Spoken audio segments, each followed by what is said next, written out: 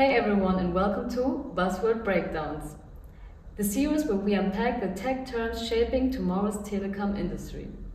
Each episode, we take one trending buzzword like Open RAN, NTN, or AI in the RAN, and break down what it really means, why it matters, and where it's headed. Today's buzzword, NTN. You've probably heard of satellite phones, Starlink, or even Apple's emergency SOS. But did you know all of that is part of something so much bigger? To walk us through it, I'm joined by Mr. Sushmit from Docomo Eurolabs, our guide to the skies. Are you excited? Hey Claire, first of all, thank you for having me here. I'm really excited to talk everything that's above the ground. Okay, buzzword first. What does NTN actually stand for? Well, NTN stands for Non-Terrestrial Network. So any network component that is not actually on the ground physically. So we're talking about satellites? Yes, satellites, high altitude platforms which are also known as HAPS, drones, etc., which can provide connectivity in places where mobile terrestrial networks cannot. Sounds like sci-fi. Well, not really, because it's already here and it's growing fast. So why the hype now? Why is everyone suddenly looking up? Well, three big reasons. Number one is providing ubiquitous coverage and connectivity to the billions of people out there that are still not connected, especially in remote areas. Number two is resilience. As you know, natural disasters like earthquakes, tsunamis, etc. can wipe out entire infrastructures. This includes mobile base stations and mobile towers. In such scenarios, satellite on the sky can be an alternative. And number three, the future.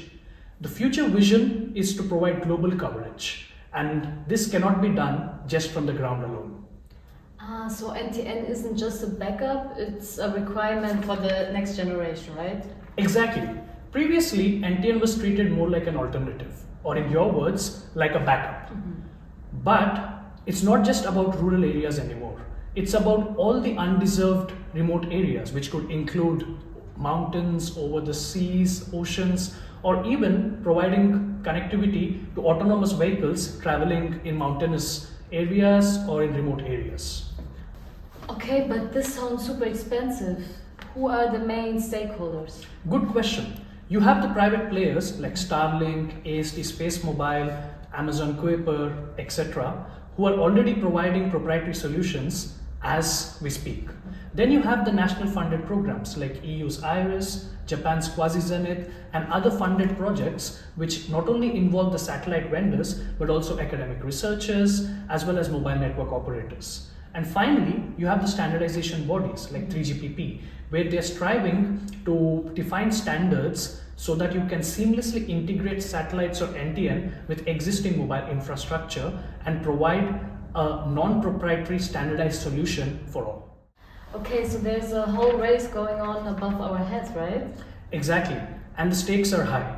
Whoever defines the architectures and standards plays an important role in shaping the future of global connectivity. So tell me, so what should business folks, startups, or policymakers take away from this? Well, I would say the big takeaway here is that NTN is no longer just a tech demo or a gimmick. It's the new reality and is fast becoming part of the core infrastructure. And the people who are planning for the future just cannot ignore the sky anymore. As they say, sky is the limit, or is it? Wow, I never look at the satellite the same way again. Thank you. Well, mission accomplished then. I think so too. Thanks for tuning in. Next time we'll bring things back down to earth and talk about Open RAN. What it is and why is everyone fighting over it. See you then. See you.